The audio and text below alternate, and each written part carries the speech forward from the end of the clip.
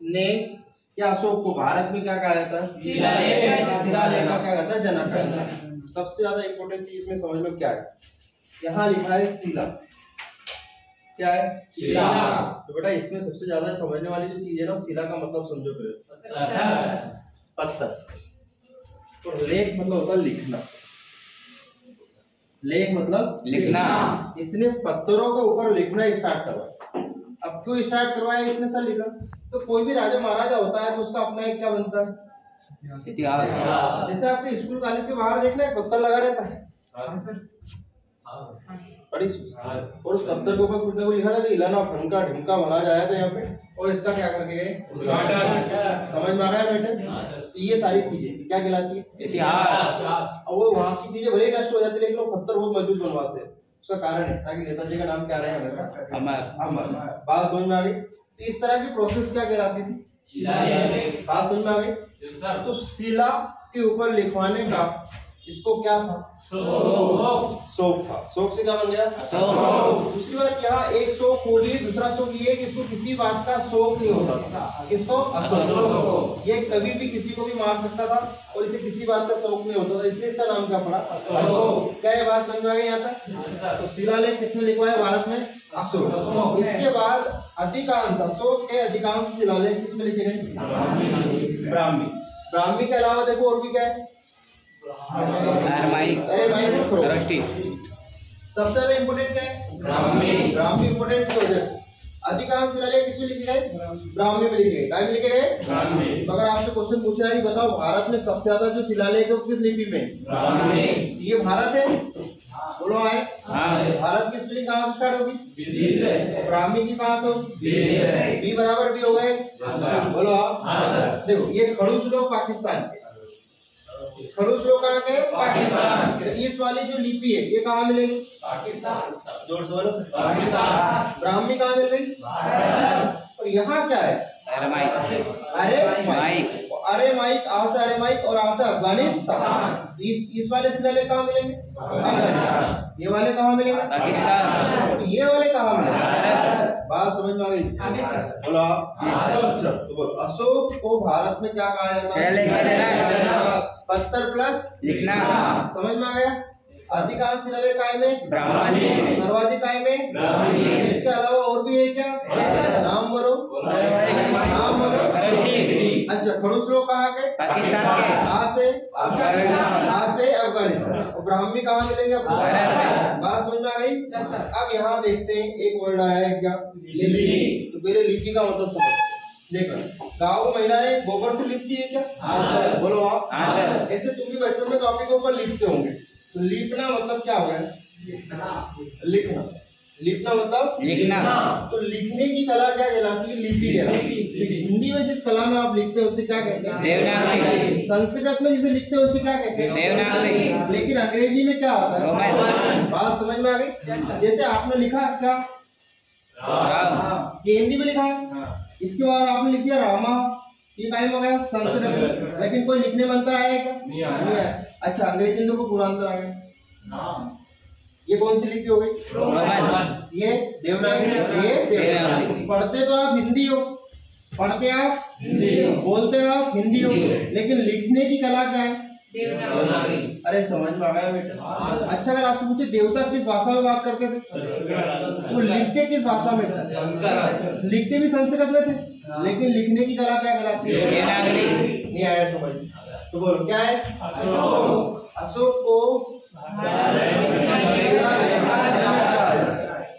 अधिकांश शिलालेख काय में लिखे हैं? भारत में सर्वाधिक। इसके बाद और भी है क्या? बोलो। अफगानिस्तान। बात समझ में आ गई? लिपिकार हिंदी की लिपि देवनागरी, संस्कृत की देवनागरी, अंग्रेजी में देवता किसमें लिखते थे? देवता क्या बोलते थे? संस्कृत। सबसे प्राचीन भाषा, सबसे शुद्ध भाषा, जननी भाषा, सभी भाषाएं किससे मिलकर बनी है? बात समझ में आ गई? किसी को दिक्कत? चलो अब बात करते हैं कि शिलालेख के बारे में बताया किसने। तो देखो अशोक के शिलालेख को खोजा किसने? पेंथेलर। दो तीन बार बोल रहे हैं इसे। पेंथेलर ने क्या करा? लेकिन इसको पढ़ना नहीं आता, या अपन कहेंगे ये क्या था, अनपढ़। ये क्या नहीं कर पाया, पढ़ नहीं पाया। कौन नहीं पढ़ पाया? जैसे आप कोई किताब उठा के ले आए, लेकिन आप हो सकते कहते हैं अनपढ़, तो आप हो गए खोजने वाले, जिसने पढ़ा वो हो गया पढ़ने। अशोक के शिलालेख तो दो व्यक्तियों का नाम आएगा, एक का नाम फेलथेलर ने क्या करा, खोजा। और पढ़ा किसने? क्वेश्चन आएगा कि अशोक के शिलालेख को पढ़ा किसने? 2-3 बार बोलो।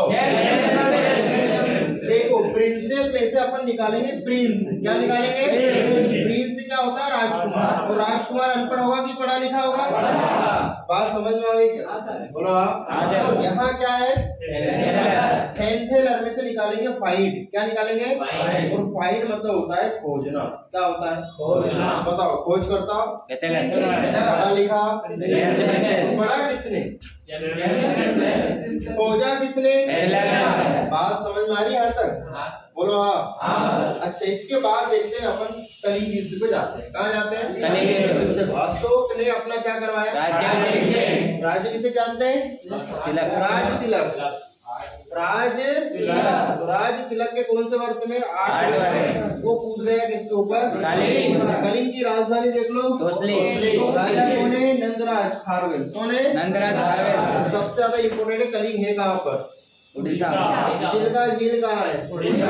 नौसेना ट्रेनिंग सेंटर कहाँ है? उड़ीसा। नौसेना दिवस कब मनाते हैं?